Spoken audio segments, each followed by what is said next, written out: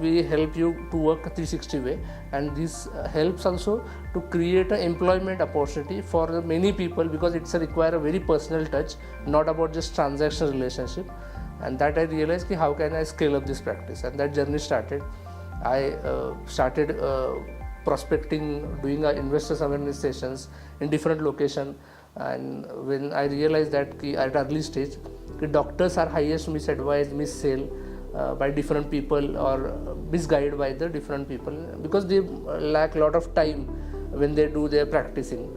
And I realized why not we, because they also charge a fee from the customer, and we want to be charged for advice purpose, not selling something.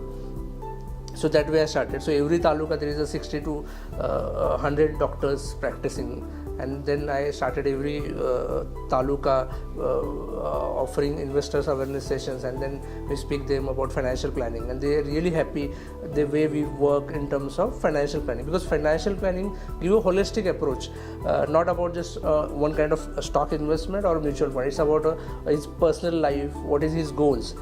In India, 95% people don't have goals, or not decided goals what to do, why they wake up in early morning.